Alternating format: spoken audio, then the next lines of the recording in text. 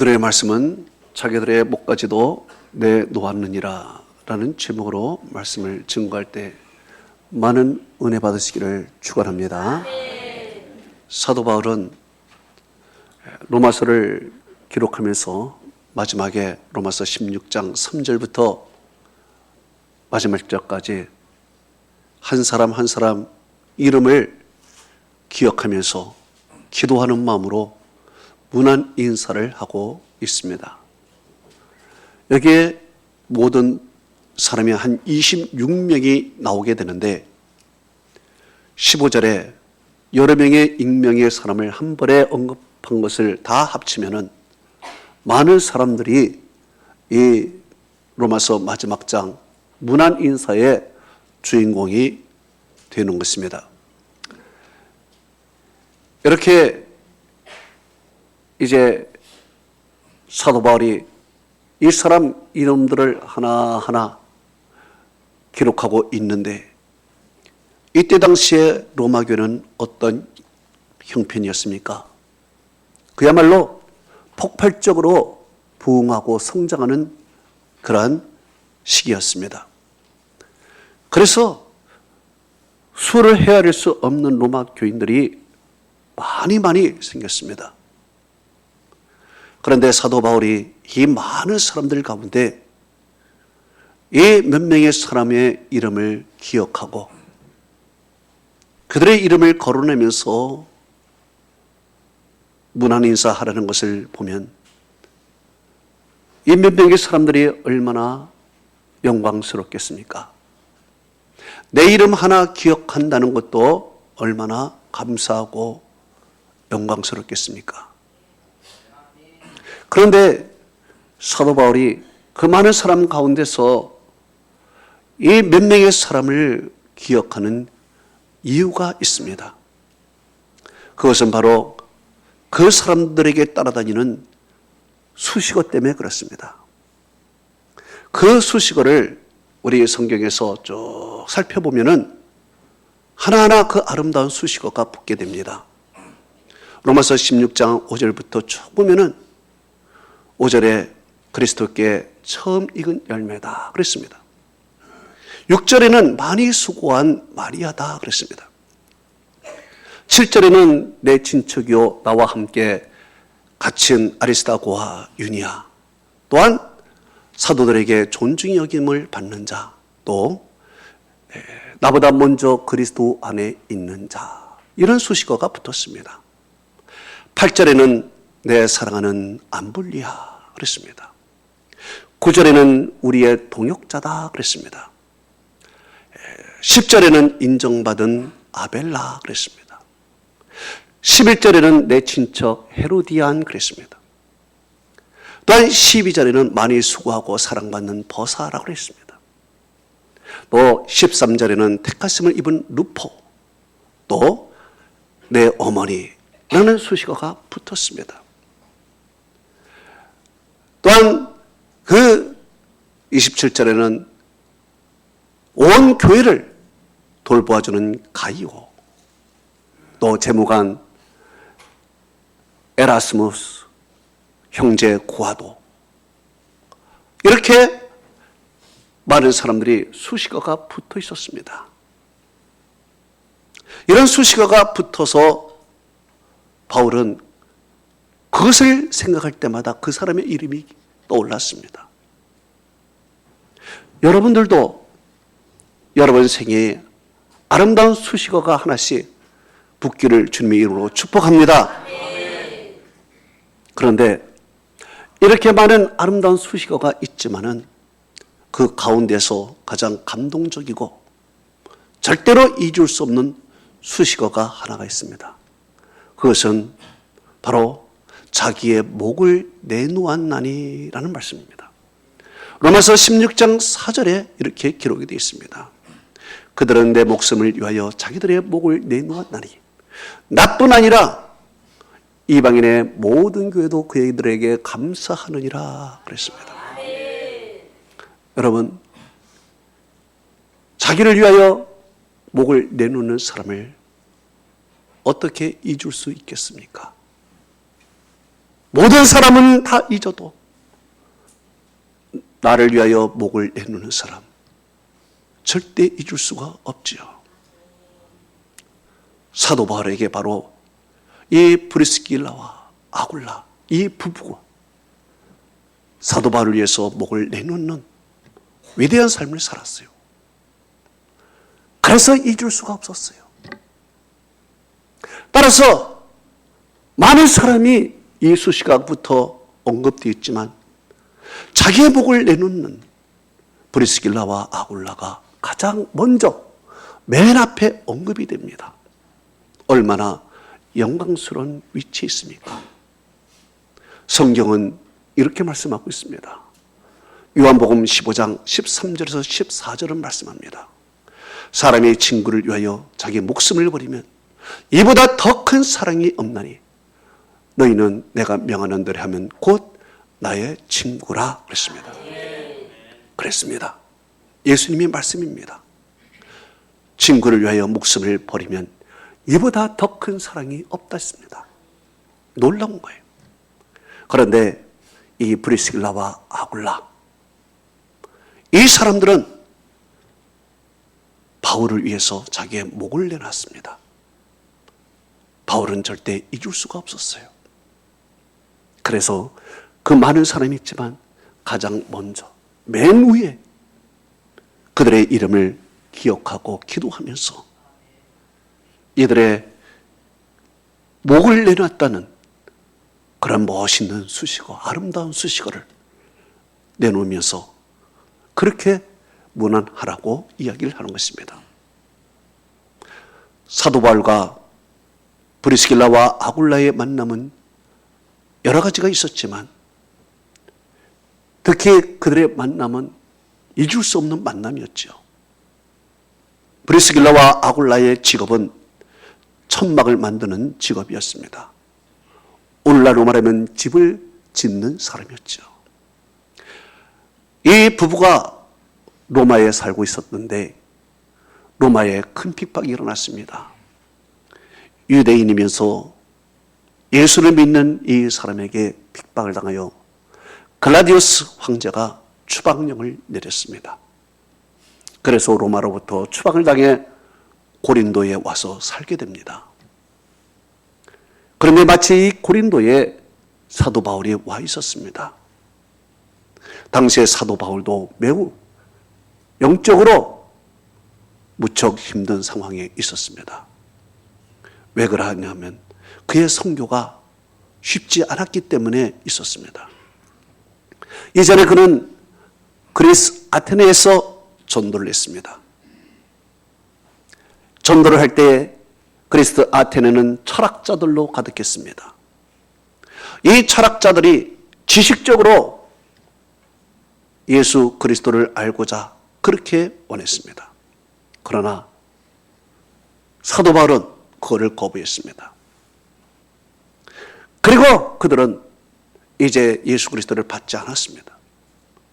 사도 바울은 엄밀히 말하면 선교에 실패를 하고 고린도로 돌아왔습니다. 그래서 좌절감과 무력감 속에서 오래도록 고린도에 있었습니다. 이때 바로 만날 사람이 이 부부입니다.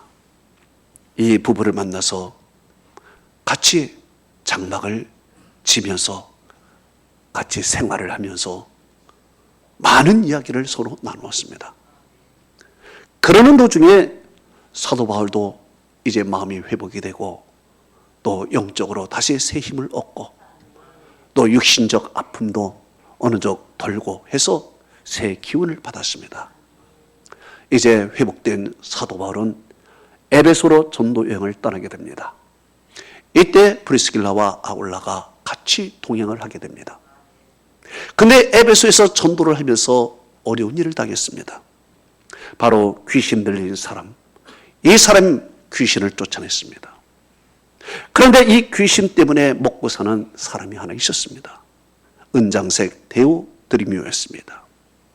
이 사람이 이제 생기가 끊어지자 사도 바울을 이제 폭동으로 몰고 가고 이제 죽음으로 몰고 가는 것입니다. 소요 사태가 일어났습니다. 많은 사람들이 돌로 바울을 죽이려고 했습니다. 이때 성경에는 자세히 기록이 되지 않았지만 F. 브루스라는 유명한 신학자는 바로 이때 브리스길라와 아굴라가 바울을 가로막고 자기의 목을 내놓고 사도 바울을 감싸면서 변호하며 오히려 자기가 돌을 맞은 이런 상황에 이르렀다는 것입니다. 이렇게 사도 바울은 브리스길라와 아굴라와 함께하면서 많은 좋은 추억들이 있었지만 그 중에서 가장 잊을 수 없는 것, 내 목숨을 위하여 자기의 목을 내놓는 그 아름다운 두 부부가 영원히 잊혀지지 않았습니다. 그래서 그는 로마서 16장 3절에 그 부부의 이름을 거론하면서 그들은 내 목숨을 위하여 자기 목을 내놓았다. 나뿐 아니라 이방인의 모든 교회도 그에게 감사하느니라. 이렇게 표현을 하고 있습니다. 여러분, 하나님께서 가장 귀하게 여기는 사람이 누구일까요? 착한 사람일까요? 인격적으로 훌륭한 사람일까요? 그보다 더 하나님이 귀하게 여기는 것은 하나님을 위하여 자기의 목을 내놓는 사람입니다. 주님을 위하여 자기의 목을 내놓는다는 것은 바로 생명 물고 예수를 믿고 내 인생을 하나님께 드린다는 것입니다. 따라서 신앙생활이라는 것은 목숨 걸고 하는 것입니다. 신앙생활이라는 것은 적당하게 하는 것이 아니라 내 목을 걸고 내 인생을 걸고 그리고 신앙생활을 하는 것입니다. 여러분, 성경은 이렇게 말씀하고 있습니다. 마가복음 12장 30절에 이렇게 말씀합니다. 내 힘을 다하고 내 목숨을 다하고 내 뜻을 다하고 내 정성을 다하여 주 너희 하나님을 사랑하라 그랬습니다. 여기에 목숨이 나오렵니다. 내 목숨을 다하여 사랑하라고 합니다. 또 마가복음 8장 35절은 이렇게 기록하고 있습니다. 누구든지 자기 목숨을 구원하고자 하면 잃을 것이요 누구든지 나와 복음을 위하여 목숨을 잃으면 구원하리라 그랬습니다. 보십시오. 우리 주님께서 말씀하신 것입니다. 자기의 목숨을 아까워하고 자기의 목숨을 내놓지 않는 사람은 결국에는 그 목숨을 잃어버린다는 것입니다.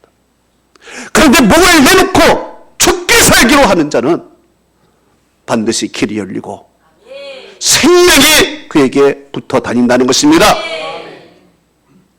사도 바울이 위대한 것은 바로 자기 목을 내놓고 주의 일을 했다는 것입니다. 여러분, 사도 바울도 인간인지라 얼마나 편안하게 안락하게 그렇게 살고 싶지 않았겠습니까?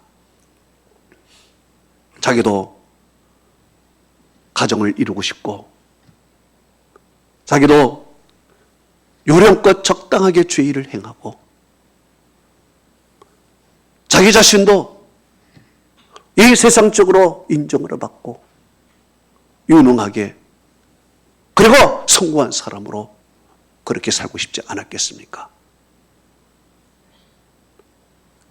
그의 마음에는 많은 갈등이 있었습니다. 아직도 세상에 대한 미련을 버리지 못하고 그리고 고민하며 갈등하고 있었습니다. 그래서 그는 유명한 고백을 이렇게 합니다. 로마서 7장 24절에서 25절은 말합니다. 오라! 나는 공고한 사람이로다. 이 사망의 몸에서 누가 나를 건져내랴. 우리 주 예수 그리스도로 말미암아 하나님께 감사하리로다. 그런즉 내 자신이 마음으로는 하나님의 법을, 육신으로는 죄의 법을 섬기노라 그랬습니다. 갈등했지요. 마음으로는 하나님의 법을, 또 육신으로는 죄의 법을 섬겨요. 왔다 갔다 합니다. 죄를 행할 때는 열심히 하지만 세상을 보면은 또 유혹이 생겼습니다. 이렇게 갈등하고 힘들었을 때 그는 기도하면서 이런 결론을 냈습니다. 사도행전 20장 24절에 그가 이렇게 고백을 합니다. 나의 달려갈 길과 주 예수 그리스도께 받은 사명, 곧 하나님의 은혜의 복음을 증언하는 일을 마치려 하면은 내 생명조차 조금도 아끼지 아니하노라. 그렇습니다.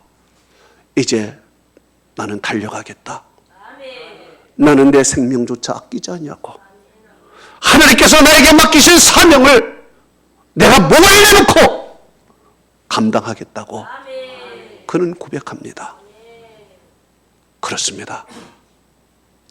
여러분, 목을 내놓는 사람은요, 이 세상에 당할 사람이 없습니다. 우리가 왜 갈등을 하고 있습니까? 왜 우리가 고민하고 있습니까? 왜 우리가 머뭇머뭇거리고 있습니까? 왜 주저하고 있습니까? 이유는 하나입니다. 목을 내놓지 않아서 그렇습니다. 목을 내놓지 않기 때문에 두려운 거고, 목을 내놓지 않기 때문에 갈등하고 주저하는 것이죠. 목을 내놓는 사람은 한 길로 갑니다. 갈등하지 않습니다. 오직 하나님의 말씀을 순종하며 그대로 가는 것입니다. 성경에 보면 이삭이라는 인물이 나옵니다. 이 이삭이라는 인물은 어떤 인물이었을까요? 그의 인생을 보면 지극히 평범한 사람입니다. 그리고 소극적이었고 겁이 많은 사람이었습니다. 물질은 있었지만 다른 사람들이 빼앗으면 그저 빼앗기는 무능한 사람이었습니다. 또한 사람과 갈등해서 그는 견딜 수가 없었습니다. 갈등이 있으면 좋은 게 좋은 것이다, 피하고 다녔습니다. 인간적으로 보면 지극히 평범하고 나약하고 무능하기도 했고 사람과 갈등을 견디지도 못하는 그런 사람이었습니다. 창세기를 보면은 그 구성을 보면은 참 재미있습니다. 그 구성원 속에서 벌써 이삭은 다른 사람에 비해서 참 약하다, 이런 느낌이 듭니다. 창세기 11장에서부터 25장까지는 아브라함에 대한 기록입니다. 창세기 29장에서 35장까지는 야곱에 대한 기록입니다. 창세기 37장에서 50장까지는 요셉과 야곱의 아들들에 대한 기록입니다. 그런데 이삭에 대한 기록은 26장에서 28장까지 단 3장밖에 할애하지 않습니다. 사실 이것을 보아도 이삭은 아브라함과 이삭보다 오히려 그 요셉보다도 더 이렇게 보잘것이 없는 그런 지면을 할애당한 것입니다. 그럼에도 불구하고 하나님께서는 4000년 유대 역사와 기독교 역사 속에서 이삭의 이름을 뺀 적이 없습니다. 항상 아브라함의 하나님, 이삭의 하나님, 야곱의 하나님, 하나님께서는 이삭의 이름을 전혀 뺀 적이 없었고 오히려 이삭을 아브라함과 야곱 한가운데 두면서 그를 아브라함과 야곱에 비추어 의미 있는 그런 이름으로 하나님께서 부각시켰습니다. 왜 그랬을까요? 왜 하나님은 이삭을 이렇게 귀하게 여기고 왜 이삭을 이렇게 은혜를 주었을까요? 그는 평범하고 보잘것이 없고 많이 가지면은 빼앗기고 하지만 그의 인생을 돌아보면은 하나님께서 누구보다도 오히려 아브라함보다도 야곱보다도 더 큰 은혜와 축복을 내려 주었습니다. 성경은 이렇게 말합니다. 창세기 26장 12절에서 13절은 이렇게 말씀하고 있습니다. 이삭이 그 땅에서 농사하여 그의 100배를 얻었고 여호와께서 복을 주심으로 그 사람이 장대하고 왕성하여 마침내 거부가 되어 양과 소가 떼를 이루고 종들도 심이 많으므로 블레셋 사람이 시기하였더라 그랬습니다. 그래요. 얼마나 많은 복을 줬는지 수를 셀 수 없는 재산을 가졌습니다. 종들도 수를 셀 수 없는 종들이 많았습니다. 그뿐만 아닙니다.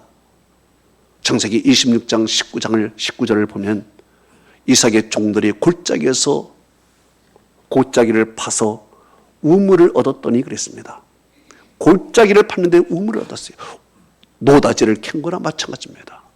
오늘날 말하면 팠는데 석유가 펑펑 쏟아지는 것과 마찬가지로 귀한 물이 그저 샘그머니 나오는 것입니다. 하나님께서 이삭에게 이렇게 물질의 축복을 주실 뿐만 아니라 그가 인간관계에서 너무 약하기 때문에 하나님이 지켜주셨는데 사람들이 와가지고 오히려 그에게 악수를 청하며 화치를 전한 것입니다. 창세기 26장 29절은 이렇게 말씀하고 있습니다. 너는 우리를 해하지 말라. 이는 우리가 너를 범하지 아니하고 선한 일만 행하여 내가 평안히 가도록 하였습니다. 이제 너는 여호와께 복을 받은 자니라 그랬습니다.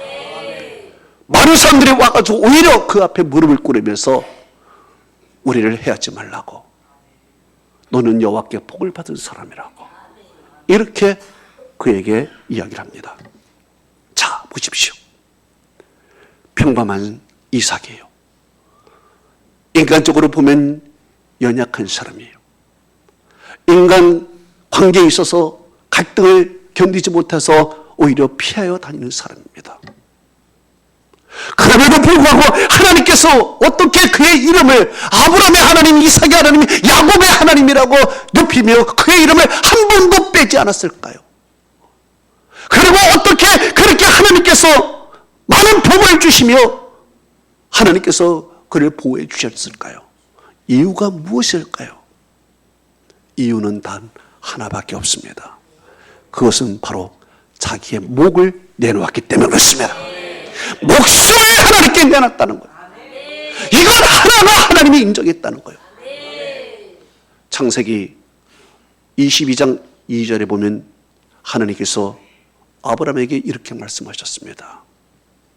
내 아들 사랑하는 독자 이삭을 데리고 모리아 땅으로 가서 내가 네게 일러준 한 산 거기서 그를 번제로 드려라 그랬습니다.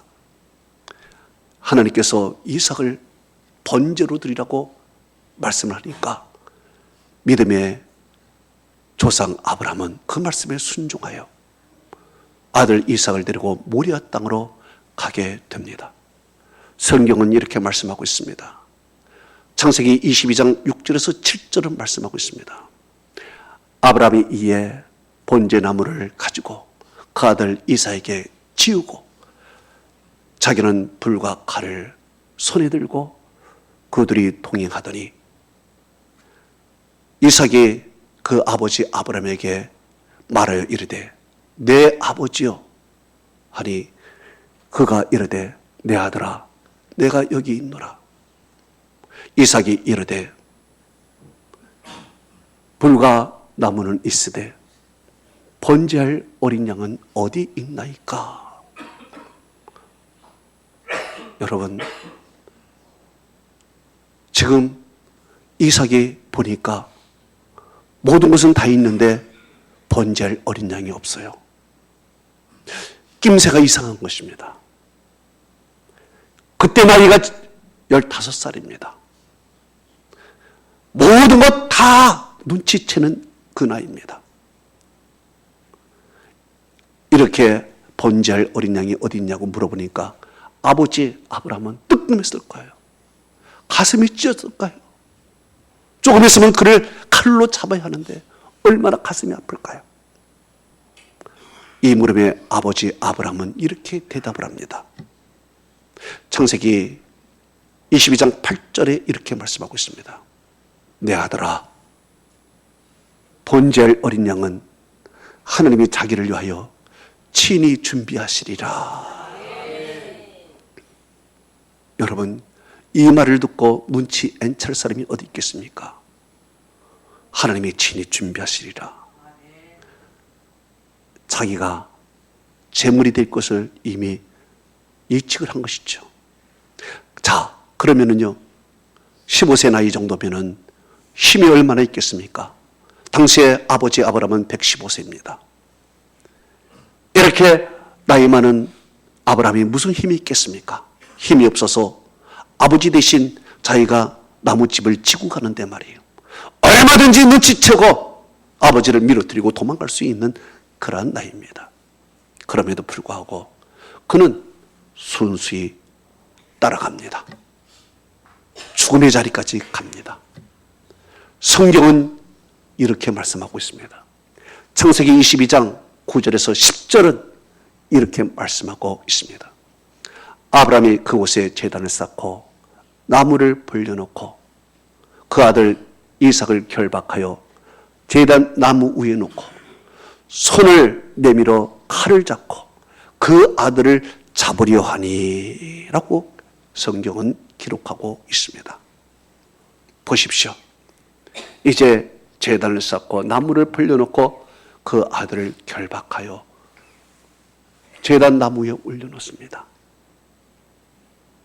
그리고 칼을 잡아서 아이를 잘라갔습니다. 이 순간까지 이삭은 아무 저항을 하지 않았습니다. 오히려 수수히 결박을 당하고 수수히 제단 위에 올라가고 스스로 눕고 제물이 되어버립니다. 여기서 발견하는 것은 바로 아브라함의 믿음이요, 여기서 발견하는 것은 목숨을 건 순종, 이삭을 발견합니다. 자기의 목을 내놨습니다. 자기의 목을 내놓고 하나님께 제물이 됩니다. 이 순간이 얼마나 귀한 순간일까요? 하나님께서는 이 순간을 이렇게 얘기합니다. 아브라함아, 아브라함아, 네 아들을 놔두라는 거예요. 그리고 하나님께서 여호와 이레 정말 다른 양을 올려놓은 거예요. 여러분 생각해 보십시오. 이삭의 복을 받은 이유가 있다. 무엇입니까? 하나님께 자기의 목을 내놨어요. 하나님께 자기의 목을 내놨기 때문에 그는 비록 무능하고 그는 약한 사람이지만 하나님께서 평생 그에게 하나님의 축복을 내려주시고 있습니다. 성경은 이렇게 말씀하고 있습니다. 신명기 28장 2절에서 7절은 이렇게 말씀합니다. 내가 네 하나님 여호와의 말씀을 청종하면 이 모든 복이 내게 임하여 내게 이르리니 내가 성읍에서도 복을 받고 들에서도 복을 받고 내 몸의 자녀가 복을 받고 내 토지의 소산과 내 짐승의 새끼와 소와 양의 새끼가 복을 받고 내 광주리와 떡반죽꾸리기에 복을 받고 내가 들어가도 복을 받고 나가도 복을 받을 것이라. 여호와께서 너를 대적하기 위하여 일어난 적군들을 네 앞에서 피하게 하시리라. 그들이 한 길로 너를 치러 왔으나 내 앞에서 7길로 도망하리라. 그랬습니다. 이삭이 목숨을 낸 순종, 이것으로 인해서 하나님께서는 그의 인생에 복을 내려주시는데 신명기 28장의 복을 그대로 하나님께서 쏟아 부어 주신 것입니다. 저는 여러분이 이런 축복받기를 축원합니다. 성경에 보면 에스더라는 사람이 나옵니다. 이 에스더는요, 유대인으로서 페르시아 제국의 왕비가 됐습니다. 그가 왕비가 됐을 때 자기가 유대인이라고 밝히지는 않았습니다. 그런데 이제 자기가 왕비가 됐을 때 문제가 하나가 생겼습니다. 권력자 하만이 자기의 감정 때문에 에스더의 동족 유대인을 전멸시키고자 했습니다.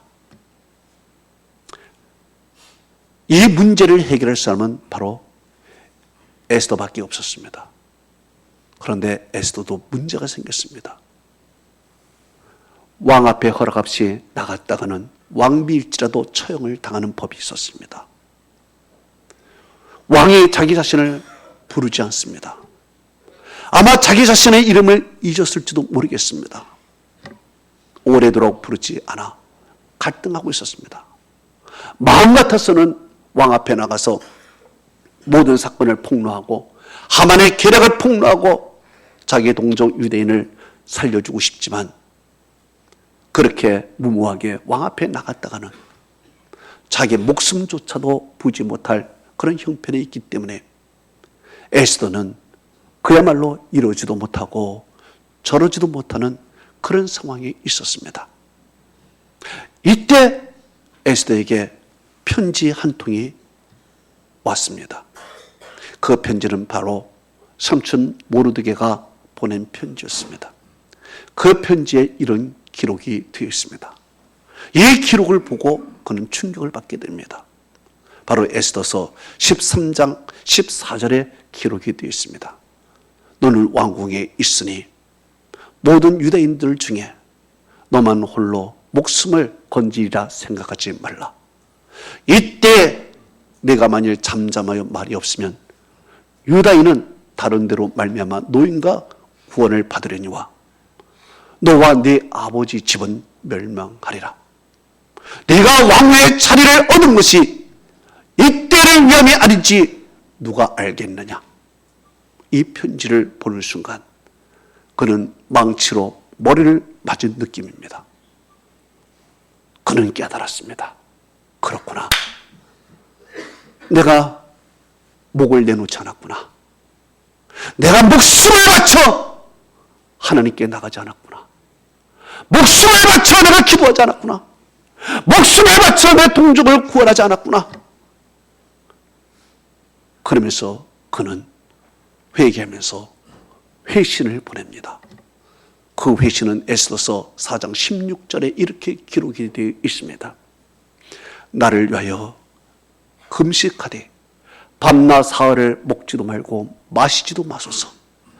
나도 나의 시녀와 더불어 이렇게 금식한 후에 규례를 어기고 왕에게 나가리니 죽으면 죽으리이다. 보세요. 이제 그는 목을 내놓습니다. 이전에는 자기의 목숨이 두려워 이러지도 저러지도 못했는데 이제 목을 내놓습니다. 그리고 사흘을 먹지도 말고 마시지도 말고 자기도 그렇게 금식기도 한다고 했습니다. 여러분 생각해 보십시오. 사흘을 먹지도 말고 마시지도 않는 그 얼굴을 생각해 보십시오. 기름기가 빠져나가고 얼굴이 푸석푸석할 것입니다. 에스더의 유일한 무기는 미모였습니다. 이렇게 금식하면은 자기의 미모가 어떻게 되겠습니까?